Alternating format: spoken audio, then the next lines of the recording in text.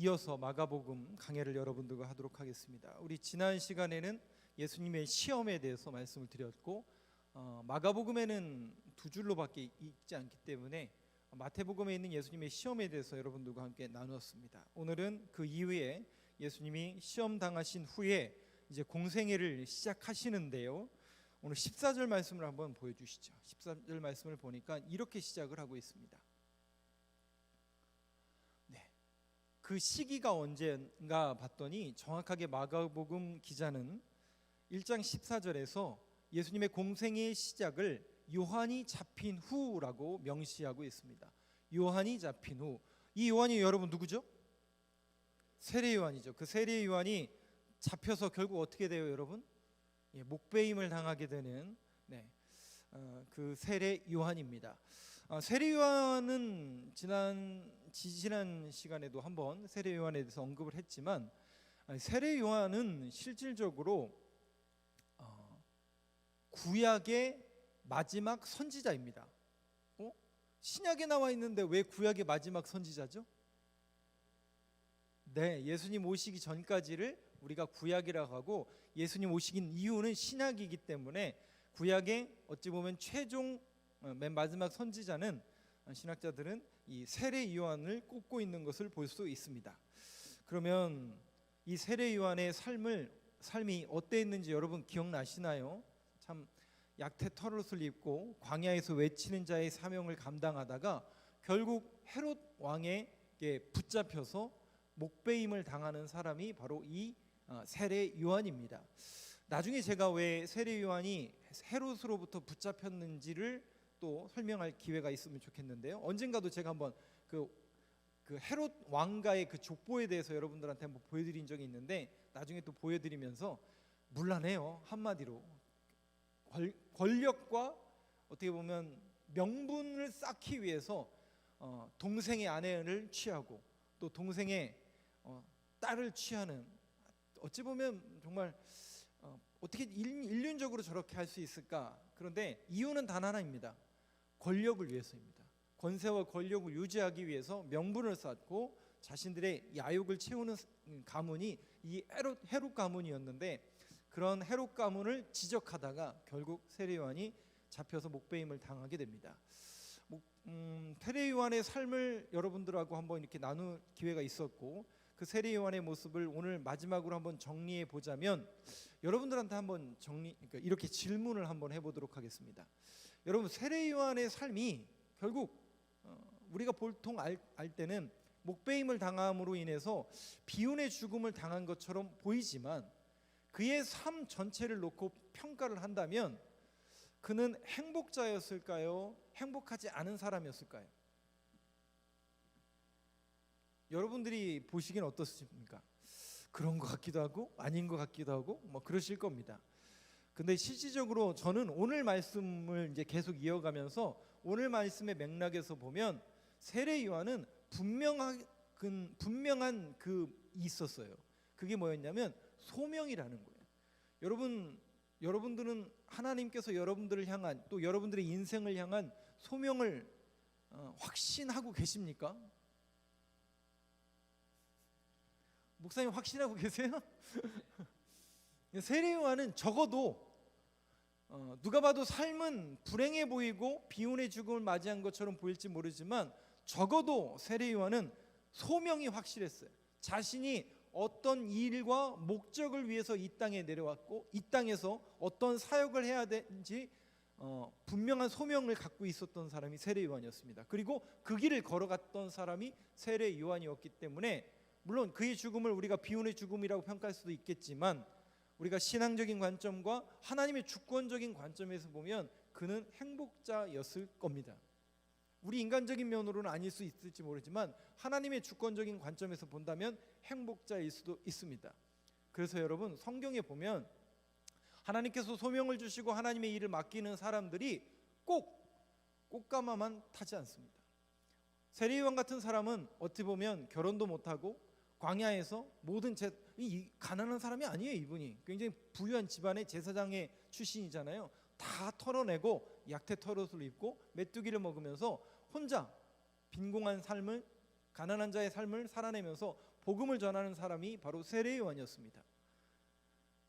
그의 인생은 꽃가마길이 아니었을 거예요. 좁고 협착한 길이었을 겁니다. 물론 어떤 분들은 평탄한 길을 가시는 분도 있을지 모르겠습니다. 그런데 여러분, 누가 옳다, 누가 그르다, 누가 하나님의 일이다, 누가 하나님의 길이 아니다 라고 논할 수는 없는 문제입니다. 이것은 하나님의 주권적인 관점, 즉 우리가 보는 관점이 아니라 하나님의 관점 속에서 평가되어야 될 문제라는 것이죠. 조금 더 리얼하게 말씀을 드리겠습니다. 여러분, 우리는 굉장히 단선적으로 단편적으로 신앙을 판단합니다. 큰 교회 목사님, 작은 교회 목사님, 도시에서 큰 교회 목사님, 시골에서 작은 교회 하는 목사님, 여러분 누가 더 훌륭하죠? 라고 질문하는 것 자체가 모순된 겁니다. 여러분, 실질적으로 이 질문 자체가 잘못된 거예요. 하나님은 그 질문을 한 적이 한 번도 없습니다. 누가 더 큰 자냐, 누가 더 옳은 자냐, 하나님은 그것을 묻지 않으십니다. 누구의 목회가 성공적인 목회냐, 실패한 목회냐, 이걸 논하시는 분이 아니세요. 그것을 논하는 것은 결국 우리의 관점에서 논하는 겁니다. 하나님의 주권에서 생각해야 될 부분이지 그것은 우리의 관점이 아니다라는 사실을 여러분들이 분명히 기억하시면서 저와 여러분들의 신앙의 관점이 이제는 뭔가 눈에 보이는 크기, 또 권력, 권세, 뭔가 능력, 여기에 여러분 초점을 맞추지 마시고요. 인간이기 때문에 그게 눈에 보이기 때문에 어쩔 수 없지만 여러분 그런 것만 보지 마시고 이제는 하나님의 관점에서 누가 더 하나님께서 원하시는 목회를 하는가, 여기에 관점을 조금 더 둘 수 있는 저와 여러분이 되길 간절히 소망합니다. 지금도 27,800명의 선교사들은요, 정말 이름도 빛도 없이 그분들은 왜 갔대요 거기? 왜 갔대요? 저 위에 계신 전도사님도 선교사 가신다고 기도하고 계신데 왜 가시려고 하는 거예요 거기를? 거기 뭐가 좋은 게 있길래? 이게 오늘 말씀의 결론이고요. 조금 더 말씀을 이어가 보도록 하겠습니다. 그러니까 이 인식이 바뀌어야 돼요. 우리가 이제 목회자를 바라보고 교회를 바라보고 하나님 나라를 생각하는 그 관점과 인식이 바뀌어서 하나님 관점에서 늘 바라봐야 됩니다. 요한이 잡힌 후에 예수께서 갈릴리로 오셔서 하나님의 복음을 전파하여, 14절 한번 다시 한번 보여주시죠. 여기 보니까 요한이 잡힌 후에 예수님이 이제 공생애를 시작하시는데 갈릴리에 오셔서, 이 갈릴리는 나중에 또 어떻게 해요? 시작도 갈릴리에서부터 시작하지만 요한복음 맨 마지막에 보면 내가 어디로 가리라? 갈릴리로 가리라. 예수님의 시작과 끝이 갈릴리인 것을 보면서 시작하시는 분, 끝마치시는 분, 그분은 바로 알파가 오메가가 되시는 우리 주님이시다라는 그 명제가 저 안에 담겨져 있는 걸 볼 수 있습니다. 갈릴리, 그런 의미가 있습니다. 갈릴리에 오셔서 주님이 뭘 전파하세요? 이 케루소라는 단어인데, 전파하다라는 단어가 케루소예요. 선포하다라는 뜻인데 뭘 선포하시냐면 하나님의 복음을 선포하십니다. 이 복음이라는 단어가 유앙겔리온이죠. 이 당시에 복음은 누구만 쓸 수 있었다고요? 로마 황제만 쓸 수 있었어요. 로마 황제만 이 앙겔리온이라는 복음이라는 단어를 쓸 수 있었는데 그 당시에 복음은 딱 두 종류예요. 로마 황제만 쓸 수 있는데 두 종류예요. 첫 번째는 전쟁에서 승리했다는 소식을 유앙겔리온이라고 합니다. 전쟁에서 승리하면 로마 사람들은 왜 환호하고 좋아할까요? 실질적으로 말씀드리면 세금이 많이 거치기 때문에 그렇습니다. 전쟁에서 이기고 나면 배상금을 받게 되죠. 그 배상금이 누구에게 할당돼요? 소위 말해서 나누어져 갑니까? 로마 시민권자들에게 나누어져 가기 때문에 전쟁에서 로마군이 승리했다는 소식은 그들에게 뭐가 돼요? 복음이 되는 겁니다. 두 번째는 로마 황제의 아들이 태어났다, 후계자가 태어났다는 소리가 유앙겔리온 복음이었습니다. 왜냐하면 황제의 자녀, 황제를 이어갈 사람이 태어났다라는 것이 그들에게는 복음이었습니다. 그런데 여러분, 그들에게 복음은 로마 사람들에게는 복음이었겠지만 로마로부터 지배를 당하는 더 많은 사람들에게는 그게 복음일까요? 듣기 싫은 소리일까요? 그들하고는 아무 상관이 없는 소식이죠. 그런데 여러분, 예수님의 복음은 로마 사람들에게만 허용되는 복음입니까? 지배자들에게도 선포되는 복음입니까? 이 예수님의 복음은 인류 공통의 복음이에요. 모든 만민에게 평등한 복음이니 진짜 복음이 뭐라는 거예요? 황제의 복음이 아니라 황제의 소식이 아니라, 황제의 굿뉴스가 아니라, 전쟁의 승리의 소식이 복음이 아니라, 예수님이 이 땅에 말씀이 육신되어 우리의 죄를 대속하시고 십자가에서 죽으시고 부활하신 그 주님이 이 땅에 내려오셨다는 그 소식이 여러분들에게 굿뉴스이십니까? 그 이야기를 지금 마가가 하고 있는 거예요. 진정한 굿뉴스는, 진정한 복음은 예수님이 이 땅에 오셨다, 그 사실을 복음이라는 단어를 일부러 채용해서 저렇게 쓰고 있는 것을 볼 수 있습니다. 그 예수님이 복음이신데 그분이 하신 말씀이 뭐냐면 하나님의 복음이에요. 주님은 하나님의 나라와 하나님의 천국 복음을 얘기하셨습니다. 그렇다면 이 강단에서, 또 하나님의 말씀이 선포되는 강단에서 제일 많이 나와야 될 얘기가 뭘까요? 1번 신앙생활 잘해라. 2번 말씀 잘 읽어라. 3번 하나님 나라와 하나님의 복음이 선포돼야 돼. 3번이에요. 3번. 시상은 하나님, 예수님이 그렇게 케루소 선포하셨거든요.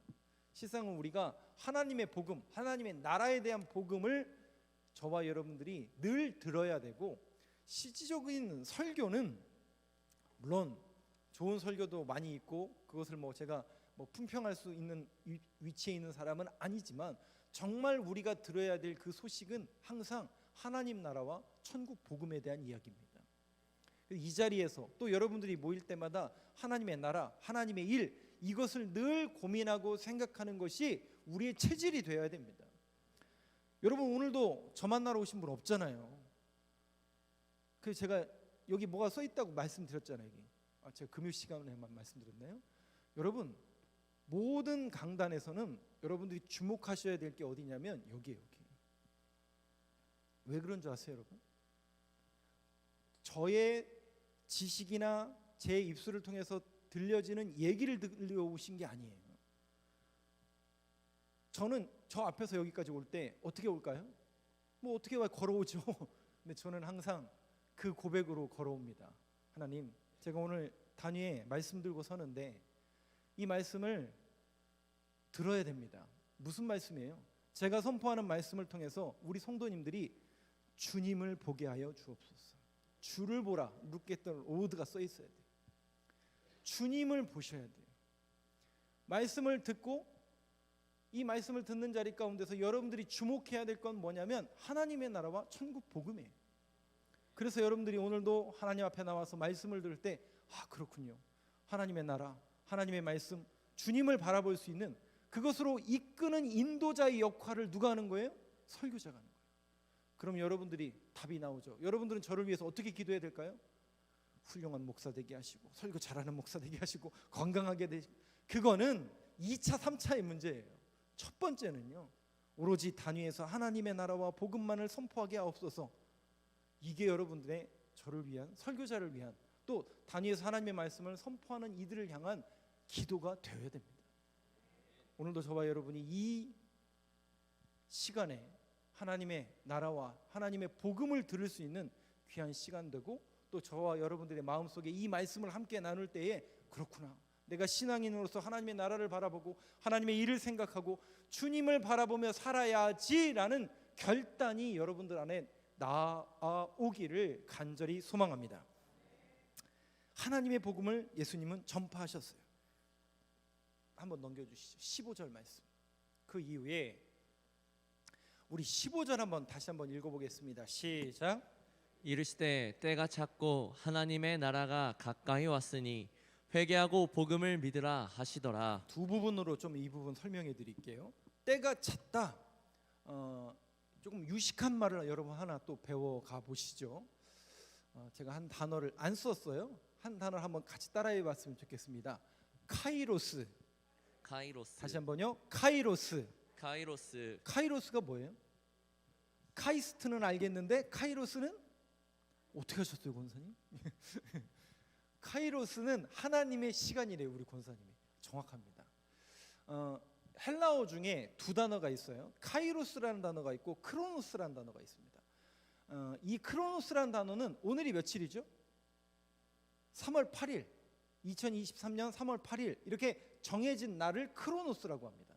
그러면 카이로스는 하나님의 계획이 이루어지는 날, 하나님이 정한 날이 카이로스입니다. 그러니까 때가 찼다라는 건 뭐예요? 하나님의 계획이 이루어졌다라는 것이죠. 누굴 통해서요? 예수 그리스도. 바로 말씀이 육신되어 이 땅에 오신 그분이 하나님의 시간에 맞춰서 때가 찼고, 이 때라는 단어가 어디에 제일 많이 쓰이냐면 실질적으로 요한계시록에 제일 많이 씁니다. 1장 3절 말씀 혹시 기억나시나요? 이 예언의 말씀을 읽는 자와 듣는 자와 그 가운데 기록된 것을 지키는 자는 복이 있나니 때가 가까웁니다.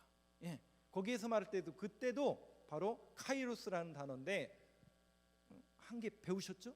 예, 카이로스, 하나님의 때. 예. 그래서 우리가 신약 성경에 보면 주님께서 때가 찼음에 뭐라고요? 헬라어로 뭐라고요? 벌써 잊어먹으시면 어떡해요? 카이로스. 예, 카이로스. 그래서 누군가가 이렇게 하면 야 그거 카이로스래. 이렇게 하면 유식해 보일까요? 안 유식해 보일? 네, 유식해 보일 겁니다. 카이로스, 그 주님의 때가 찼고 하나님의 나라가 가까이 왔으니, 여기에서도 다시 주님이 선포하신 게 뭐예요? 하나님의 나라입니다. 여러분, 이 하나님의 나라가 항상 우리의 주제가 되고 저와 여러분들의 어찌 보면 신앙의 화두가 되고 그 하나님의 나라를 바라보면서 묵묵히 걸어가는 저와 여러분들의 신앙의 그 순례길이 되길 간절히 소망합니다. 그래서 천성문을 향해서 걸어가는 그 순례길을 저와 여러분들이 바라보고 있는 겁니다. 이 하나님의 나라는 굉장히 중요합니다. 우리 신앙인들은 그래서 제가 말씀드렸잖아요. 음부의 권세가 이기지 못한다라는 것은 결론이 난 싸움이에요. 우리에게는 하나님의 나라가 주어졌어요. 아멘은 안 하시는데 우리에게 그것이 주어졌다고요. 예수를 믿는 사람들에게는. 그런데 거기까지는 누가 걸어가는 거예요? 우리가 걸어가는 겁니다. 그 인생의 순례길을 가다 보면 예수 믿지 못하도록 핍박하고 내려오라고 이야기하고 저쪽으로 가라고 하고 절로 가라고 하고 그런 수많은 소리와 유혹을 이겨내고 묵묵히 걸어갈 수 있는 저와 여러분들 되길 간절히 소망합니다. 그러려면요 방향이 정확해야 돼요. 하나님의 나라 여기를 향해서, 그러니까 우리가 말씀을 듣잖아요. 말씀을 듣고 기도하면서 항상 그러니까 말씀을 들으면서 이것이 하나님 나라의 요 방향이구나. 또 성령님께 기도하면서 하나님께서 조명해 주셔서 성령님께서 조명해 주셔서 바른 길로 갈 수 있는 그 신앙 그 길. 그래서 여러분 말씀과 기도로 거룩하여 지민이라 그 천성문을 향해서 올바르게 갈 수 있는 방법은 바로 말씀과 기도로 거룩해짐으로 인해서 그 올바른 길을 걸어갈 수 있으니 말씀을 들어야 됩니까? 기도를 해야 됩니까? 두 개 다 해야 됩니다. 실질적으로. 자, 그 카이로스가 왔을 때가 찼고 하나님의 나라가 가까이 왔으니 뭐하라고요? 회개하고 복음을 믿으라. 회개의 복음을 선포하신 분이 누구냐면 예수님이세요. 여러분, 제가 요즘에 이제 성서 대학을 하잖아요. 그 시간에도 제가 중점적으로 말씀드리는 부분이 죄에 대한 부분입니다. 목사님, 뭔 교회는 맨날 죄에 대해서, 그 어떤 분이 그런 얘기를 하셨어요. 아담과 하와는 뭔 큰 죄를 저질렀다고, 사과 하나 그 잘못 베어 먹은 게 뭔 큰 죄를 졌다고. 여러분들도 혹시 그렇게 생각하시나요? 그렇게 생각이 되신다면, 또 혹 그런 얘기를 들으셨다면 제 얘기를 한번 유심히 들어보시기 바랍니다. 성경에서 말하는 죄라는 것은 윤리나 도덕적으로 나쁜 짓을 한 거, 제가 우리 권사님한테 욕하고 제가 권사님 때릴 순 없지. 뭐 헐뜯고 이런 윤리나 도덕적으로 죄를 짓는 것도 죄지만 그거는 죄의 증상입니다. 다시요. 뭐라고요? 우리가 알고 있는 윤리나 도덕적으로 저 사람은 죄인이야 라고 여겨지는 그 판단은 죄의 증상이라고요. 그러면 죄라는 게 뭐예요? 성경에서 말하는 죄는 하마르티아, 하나님의 관역에서 빗나가는 것을 전부 죄라고 합니다. 즉 하나님의 관역에서 빗나간다는 건 뭐냐면 하나님의 말씀에서 빗나가는 것을 죄라고 그래요. 그러니까 아담과 하와는 사과 하나 잘못 베어먹은 게 아니라 하나님의 말씀에서 빗나간 거예요. 빗나가면 무슨 일이 벌어지냐? 하나님과 인간의 관계가 끊어집니다. 다시요. 그 죄로 인해서 단순히 그거 하나, 물어본 그게 아니라 이 죄라는 것으로 인해서 하나님과 우리와의 관계가 끊어졌다고요. 하나님께서 에덴 동산에서 인간을 창조하시고 완전한 창조를 이루셨지만 그 안에 죄가 들어옴으로 인해서 하나님과 우리와의 관계가 끊어졌다고요. 그 끊어진 증상이 뭐예요? 여러분들이 알고 있는 윤리나 도덕적으로 죄인들의 모습인 거예요. 그러니까 끊어지니까 하나님하고 아무 상관이 없으니까 살인을 하고 강간을 하고 죄를 짓고, 하나님과 끊어졌기 때문에 그렇습니다. 그 끊어진 관계를 회복하기 위한 하나님의 구원의 계획이 어디 쓰여져 있는 거예요? 성경에 쓰여져 있는 겁니다. 그래서 제가 뭐 해야 된다고요? 성경 공부해야 된다고 말씀드려요. 정확해요. 여기에서 예수님이 정확히 말씀하신 게 뭐냐면 회개의 복음을 선포하셨어요. 이건요, 끊어진 우리와의 관계를 회복하기 위한 하나님의 구원의 계획입니다. 뭔가 엄청난 일이에요. 그러니까 여러분들, 우리가 죄라는 거 있잖아요. 하나님의 말씀에서 빗나가는 것들이 얼마나 위험한지를 여러분들이 분명히 기억하셔야 됩니다. 그래서 죄가 문 앞에 엎드려져 있지만 너는 죄를 어떻게 하라고요? 다스릴지니라. 그 죄를 다스릴 수 있는 방법은 다른 게 아니에요. 하나님의 말씀을 듣고 그 말씀대로 행하는 자가 죄를 이겨내고 죄를 다스릴 수 있는 겁니다. 그러니까 우리가 늘 머리와 입술과 마음에 하나님의 말씀을 계속 채워놔서 나는 하나님의 사람이고 하나님의 말씀대로 이러면 안 되고, 기호야 정신 차려, 네가 그래도 목사인데, 그래도 하나님의 말씀 선포하는 사람인데 이러면 안 돼. 이런 양심의 가책을 받아야 돼, 안 받아야 돼요? 날마다 받아야 되고, 그런 영적인 싸움이 날마다 우리 안에 벌어지니 그걸 여러분이 쉽게 이겨낼 수 있겠어요, 없겠어요? 그 목사님이니까 당연히 이겨내겠죠. 저는요, 제일 힘든 게 혹시 뭔지 아세요? 저는 아직 건강해요. 여러분들보다 더 건강할 수도 있어요. 육신적으로는 전혀 필요하지 않아요. 그런데 제가 제일 힘든 게 뭔지 아세요? 영적인 싸움이에요. 하루에도 수십 번 이게 막 들락날락하는 거예요. 마음은 또 들락날락하고, 누가 또 한번 이렇게 얘기하면 또 이렇게 되고. 저도 그래요. 마음이 온유해져야 되는데 그러지 못하고, 저도 그런 모습을 볼 때마다 쉽지 않구나. 여러분들은 어떠세요? 신앙생활하기 쉬우신가요? 말씀을 지키고 그렇게 살아간다라는 게 쉽지 않을 겁니다. 근데 그 싸움인 거예요.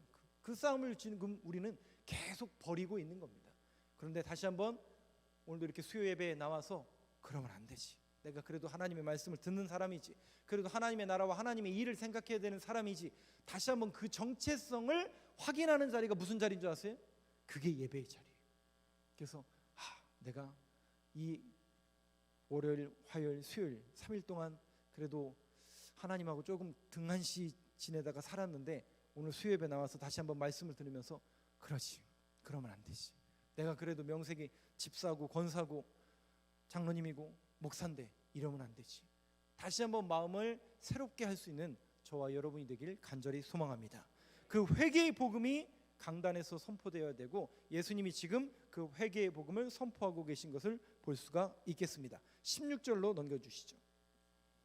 16절과 17절 말씀이 오늘 말씀의 가장 키포인트입니다. 그래서 오늘 제목이 나를 따라오라인데, 16절 말씀은 제가 읽고 17절 여러분들 읽어주시면 감사하겠습니다. 갈릴리 해변으로 지나가시다가 시몬과 그 형제 안드레가 바다에 금을 던지는 것을 보시니 그들은 어부라. 예수께서 이르시되 나를 따라오라, 내가 너희로 사람을 낚는 어부가 되게 하리라 하시니. 아멘. 앞부분에서는 예수님이 이 땅에 오셨고 세례 요한은 예수님 오실 길을 준비하면서 잡혔습니다. 그러면서 예수님은 하나님 나라와 그의 복음을 전하기 위해서 이 땅에 오셨음을 천명하셨어요. 그리고 나서 누구를 부르세요?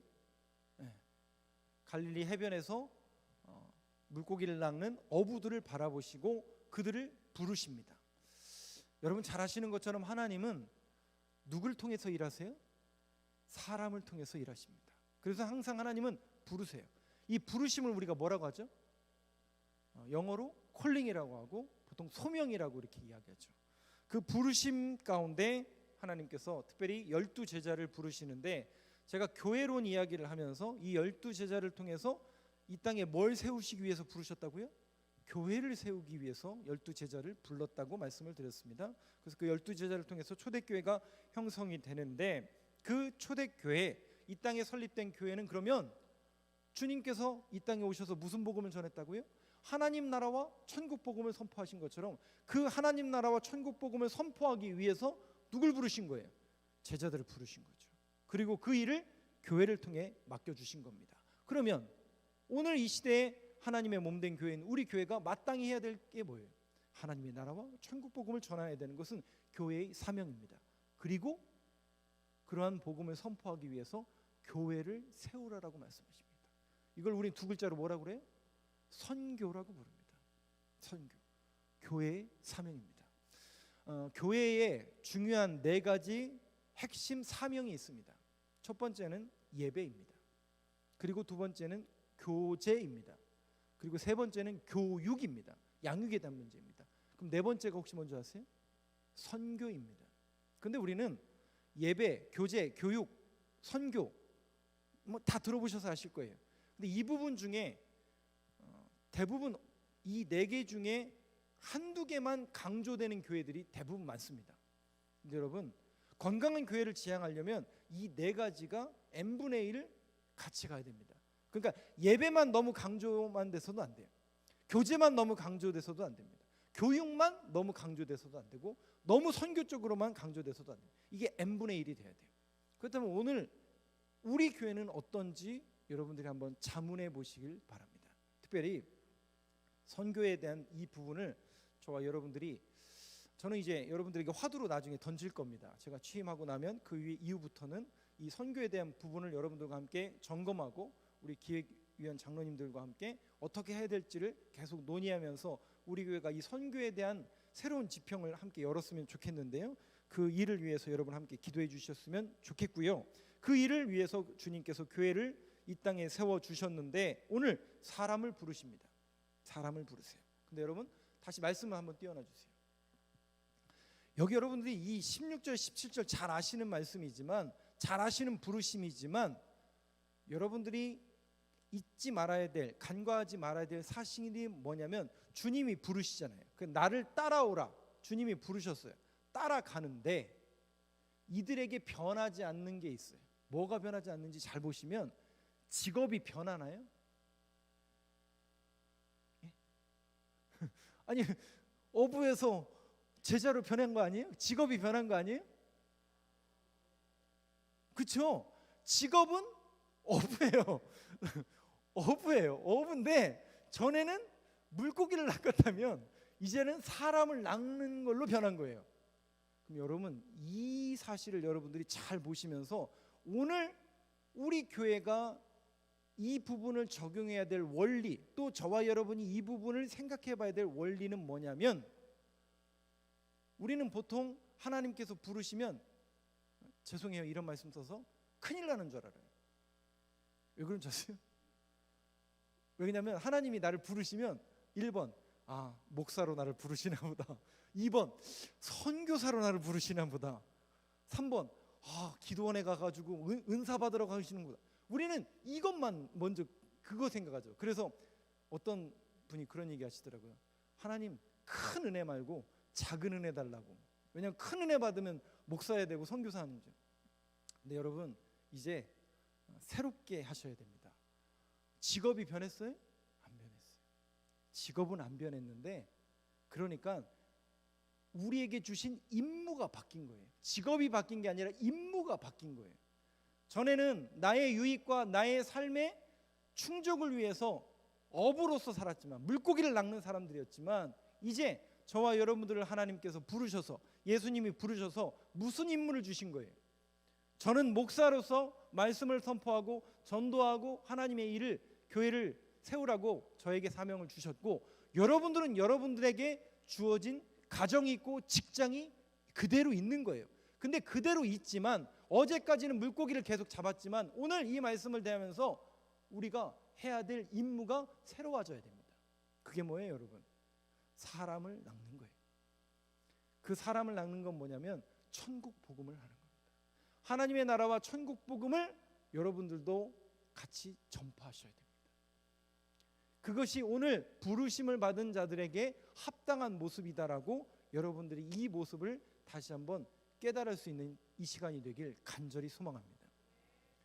특별히 저는 전도사 시절에 우리 송 목사님도 마찬가지지만 저희는 면접을 봅니다. 이제 진급을 하려면 면접을 보는데 그 면접 보던 시기에 뭔가 하나 딱 꽂히는 질문이 저희 안에 들어왔어요. 그래서 제가 15년이 지났는데도 안 잊어먹잖아요. 그 목사님의 질문이 뭐였냐면, 그땐 전도사님이죠. 전도사죠. 전도사님은 소명 받으셨어요? 그러더라고요. 그래서 그럼 제가 받았다고 할까요? 안 받았다고 할까요? 안 받았다고 하면 잘리기 때문에 죄송해요. 커트되기 때문에 받았다고 하죠. 뭐 그냥 받았습니다. 근데 전도사님 소명이 뭐예요? 저한테 질문하시는 거예요. 그래서 저는 뭐 하나님의 그 뜻이고 하나님의 부르심이니까 아니 그런 거 말고 신학적으로 정의할 수 있어요? 딱 그러더라고요 저한테. 그 제가 뭐라고 했을까요? 제가 거의 정답은 아닌데 정답에 비스무리한 대답을 내놨는데 혹시 제가 뭐라고 했는지 생각 한번 해보세요. 우리 송재현 목사님 바로 맞추시더라고요. 뭐 같은 목사끼리 뭐 짝